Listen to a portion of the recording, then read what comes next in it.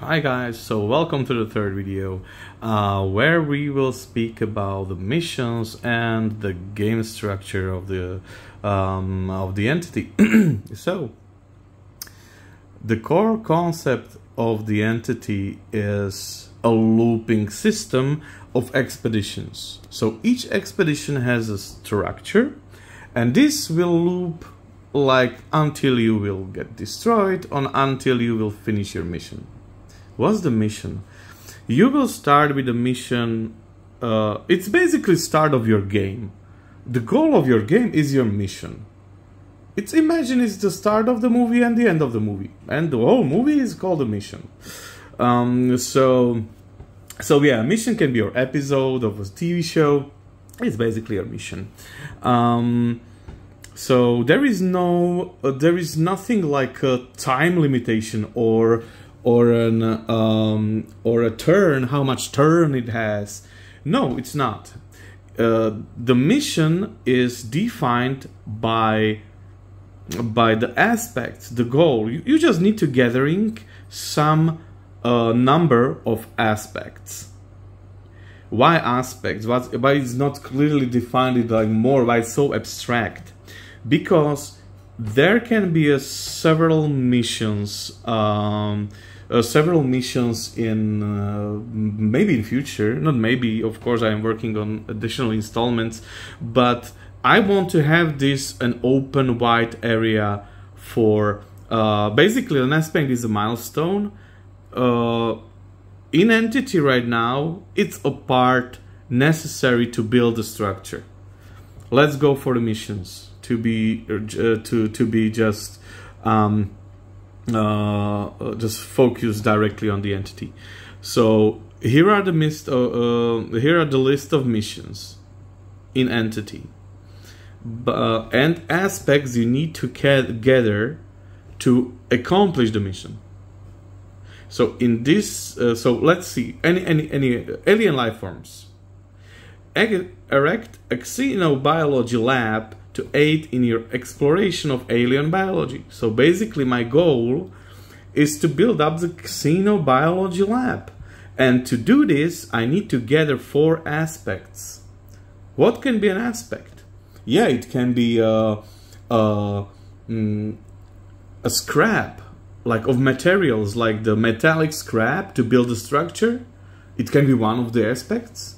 The other aspect can be like old or any kind of electronics I need to build up for the Xenolab electronics. So it can be anything. Therefore, the aspects.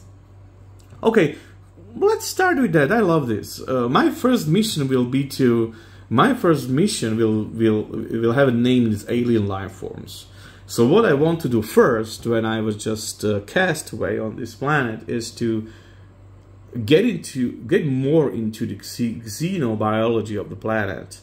I want to learn more about the flora and fauna of the planet, and for that it will really help me to build a xenobiology lab. So I will go into expeditions to get the materials and everything necessary to build up the xenobiology lab. So we will need to collect 4 aspects for this.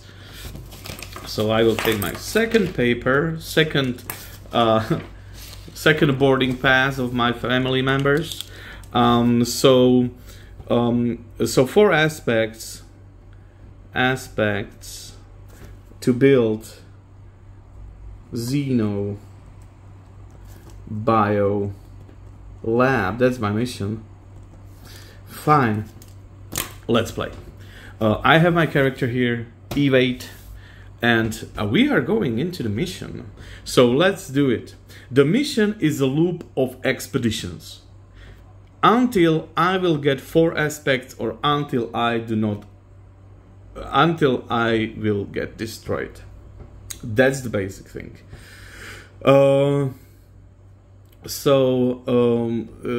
we go. I'm searching the core rulebook, so you will know where to find it. So right now, game progress, expeditions. So I am right now starting the mission. I'm in the moment starting the mission, doing first expedition, and we will continue in that way. So first expedition.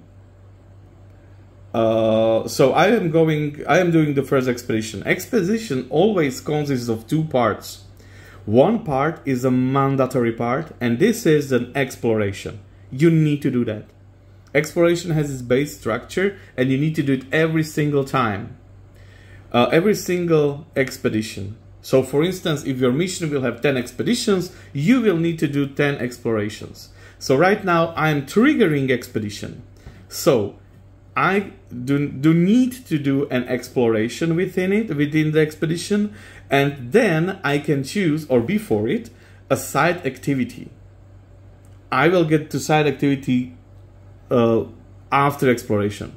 But basically, do not forget that you can do side activity before exploration. You can do that. But, so, you have one exploration mandatory and one side activity not mandatory. And if you choose, you can choose one from the 5 available. Okay, exploration. Exploration is consisting of 3 parts. First part is, okay, I'm right now in my heaven or sanctuary, where I am right now. Let's see, it's something like I will find out. I will show you how to use tables. There is a location table, and okay, I'm starting the whole mission on my sanctuary, and I need to know where my sanctuary is. So location, and I will roll 2d10, and we will see what's the number. So the first digit is 6, and the second digit is 8. So 68. 68. My sanctuary is in the boneyard of the behemoths, a site of massive skeletal remains from extinct creatures. So here is where I am hiding right now. And from now, I'm turning my my echolocators, my 3D holographic maps, and I'm turning my spacesuit scanners to find out the destination when I can potentially get my first part of the xenobiology lab. So first aspect where it can be potentially, it's not sure that it will be there. So I am right now need to do the first part of the exploration, and that is identify location. So roll D100 location table on page 20. So let's get back to the location table, is the orange one, and I will roll where I need to go. So my first exploration area will be 61. So I need to go into Shimmering Mirage. It's an area filled with unique mineral deposits that cause strange light refractions, creating illusionary landscapes. So this is my first location I need to go. So my first expedition will go to Shimmering Mirage. So there is a potential that I will find my first aspect there. So we did the first part of the exploration. It is the identifying the location. Do not do anything right now just like this. Travel. So we need to proceed from my boneyard to that Shimmering Mirage, and we will see if we will get some issues, some encounters on our voyage from our sanctuary to the Shimmering Mirage. And right now we just roll a D10. Location is D100, but the travel is a D10 encounter table on the page 10. that's additional thing I need to do. I found out that the PDF didn't carry out the number of pages, but right now it's 20 pages, so it's fine, but I will definitely add it. So on page 10, it's an encounter table. So those are those heavily graphics tables. Those two tables here are encounter tables. You will use those two tables in your expedition. So during the exploration, you will use this. And right now you have a travel encounter. I will roll a d10 and I will find out what is my travel encounter, if there is any. So I'm rolling 7.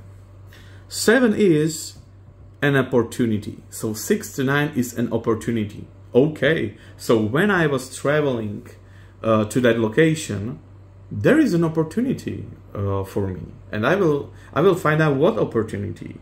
So I will go to the table of opportunities and I will roll a d100. So the first digit of the d10 is 10. And the second is, so basically it's 0. It's 0. And the second number is 0. Wow. Okay. So I have 100. So what is 100 opportunity? Sorry for spoiling. The hull of an old Soyuz spacecraft lies nearby. It could offer some benefits upon salvage. Gain 3 resources on success. Do I want to investigate the Soyuz spacecraft? Oh hell I will. Oh yeah, I want to. Engineering information technology. So let's see. My engineering is 3 and 5, so it's 8. And engineering engineering is 3 and 5, and info IT is 5 and 2. Okay, I will use my engineering to get into the Soyuz. What does it mean? Engineering. Engineering means that it can be how I will approach it. What does it mean? Engineering can be that I have something like a grappling hook in my spacesuit. Why not? Grappling hook means that I can use my engineering tools, because I have a multi-tool. I have a multi-tool. So I am using maybe some of my engineering tools, like the welder. So welder. I think it's welder. Welding. Yes. I will use my welder. I will use my engineering, use my welder to get into the Soyuz and to get some resources. So let's do this. I am doing an engineering action roll. So the target difficulty number is 5 and 3, so it's 8. I need to roll equal to 8 or lower on both dice to get a full success. First number, 4. Second number, 2. Awesome. Both of those are less than 8. I get a full success. So I just get into the Soyuz, look at the old machinery and gather just some resources that I will definitely use to build some cool stuff. So I have like 3 resources now. Amazing. So that was the travel event that happened to us, and right now I'm continuing to reach the destination. So right now I'm getting into our shimmering mirage, where they're full of illusions of landscape that's really not there. They're just an illusional, and everything is just illusion, and I need to and I find myself there. So we will see what will really happen there, what will be my location encounter. So right now we are on the location, and we are roll out the location encounter. What is happening directly on the shimmering mirage location. So therefore we have this location encounter table, and we will roll. And D10, 2. Oh boy. So there is a challenge with the threat of 3. Oh man, that's really bad. I mean, I will definitely not get the aspect here, but I do have a challenge of threat 3. So, okay, fine. At least you will see what is a threat. Oh man, that's the worst kind of thing that can happen to me at the start of the game. But yeah, this is my gameplay like often. Fine. So challenge threat 3. Let's go to challenge table. Let's go to challenge tables and roll a D100. What will be our challenge? So the first roll, the first digit is 4. The second digit is 10. So it's 40. So 40. 40 is a curious but potentially dangerous alien creature has taken an interest in you. Oh boy. And it probably will get a fight. We will see. So it's biology, survival, or communication. Okay, what I want to do? Maybe I will try to communicate with him. Like, he is a threat 3. So he is like really annoying. What does it mean threat 3? Whenever, if I want or not, I need to roll 3 action rolls. I need to. And those action rolls need to have the key, one of those keywords. So basically, it is like biology, survival, and communication. Okay? So right now, I will use, for the first, I need to roll 3 times because threat of 3. So first I will use my biology because I want to study it and I want to try to use something like his, like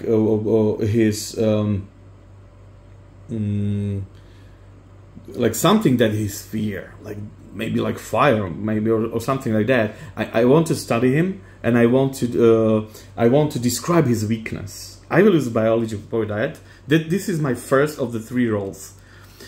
So biology, my biology is 4 and 2, it's 6. So I am rolling action checks of 6, and I am rolling 3 and 6. It's automatically passed. It's absolutely a good roll. So I passed the first test. Yes, I find its weakness. And I found how I will just how I will get rid of him, but then he just came back. It's for our additional action roll. So right now I will try to use my survival. Let's say he came back and he just ambushes me. He attacks me from behind, and I need to use my survival to just evade this attack. So, I want to just show you how those keywords can give you a dynamic feel of encounter. It's not only like I hit you for 10, I block 3 damage and so on. No, it can be as cinematographic as you want, and I am doing it right now for me. So my survival is 3 and 2.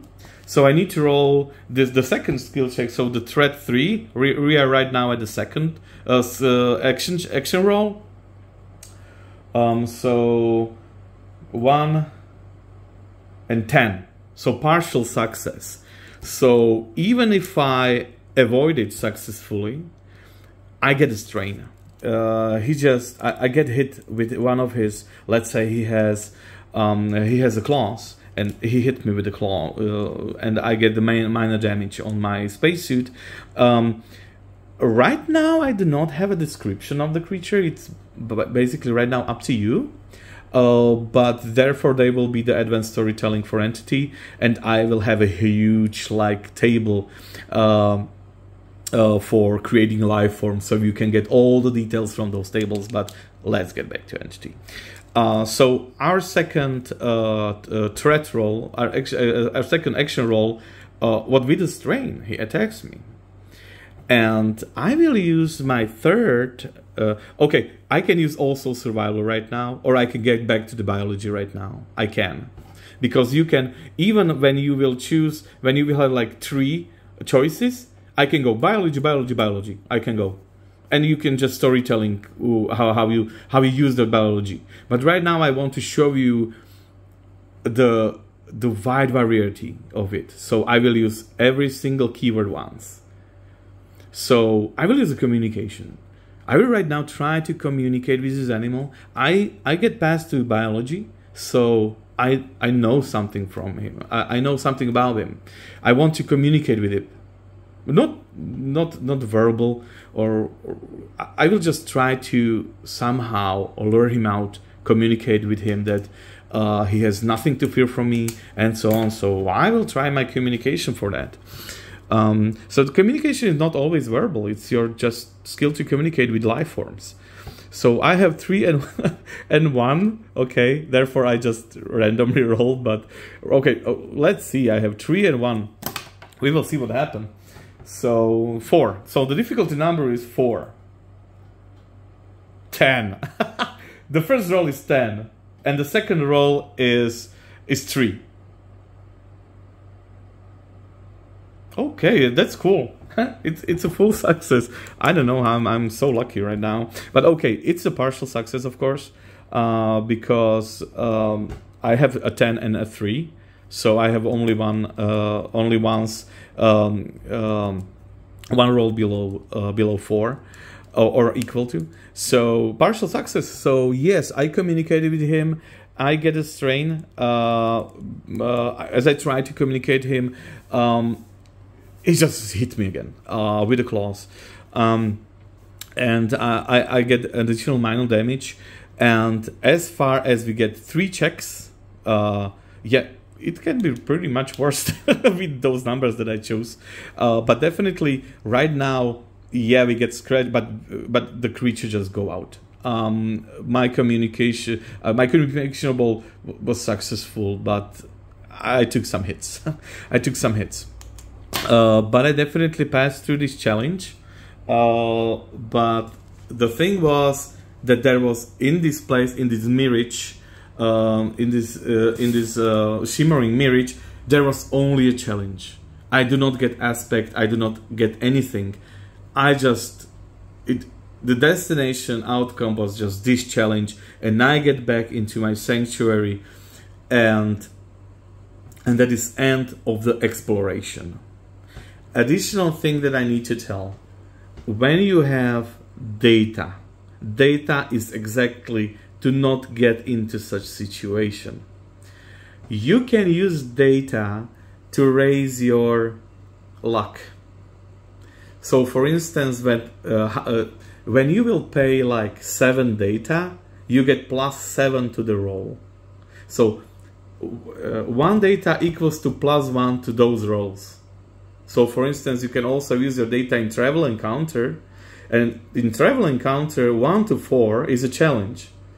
So whenever you will just use 4 data, you definitely, without any roll, avoid the challenge in travel encounter.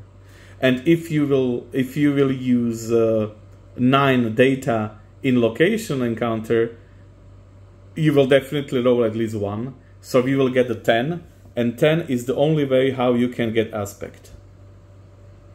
So for instance, if you have a challenge, opportunity, and finding, you will get all those encounters. So first, you need to face challenge, and this is important. In location encounter, when you fail a challenge, you will not get into those things. You will leave the location immediately. If you have a challenge and you failed it, you are leaving the location, and you will not get the other things. For instance, in challenge and opportunity, when you will fail the challenge, you are get back home. You do not get this opportunity. So in the 10, in the challenge, when you will fail it, all of those things are gone, even the aspect. Opportunity, when you failed it, nothing happened. Oh, yes, it happened. You can get an impairment or strain, but it will not block you to get finding an aspect. That's the important thing. So data is just for that, or for some converting things. So yeah, as much data used, as much plus to the roll you get. The important thing is the data needs to be spent before the roll. Yes, it's risky, it's push your luck. I like it like it is. It's basically designed by me for me. But yeah, you bank up your data before you can roll, and those data you will use are gone. You just put it away from your sheet. So if I have 6 data right now, and I will use it in here, like all the data, I will just scratch all the data out, and I have +6 to the roll. And I roll, I think 2? I think 2. So 6 plus 2 is 7 and 8, so I get a challenge and an opportunity. So yes, I will face challenge, but at least I will get an opportunity and can get something like data or something like resource. Okay, so, and additionally, when there is a D, it is a disadvantage. So when you are making this roll, you have a disadvantage. There is a rule of advantage and disadvantage I didn't cover in previous video. Whenever you are, but it's in the rule book. Whenever you are rolling action roll 3 dice.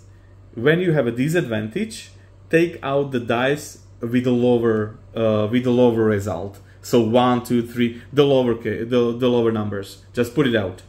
If you have an advantage with this throw, with those 3 dice, put out the biggest number.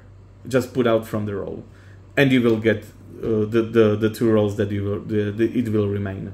So that was an exploration. I thought that it will be in one video with the side activities, but the side activities will be in the final video, in the fourth part.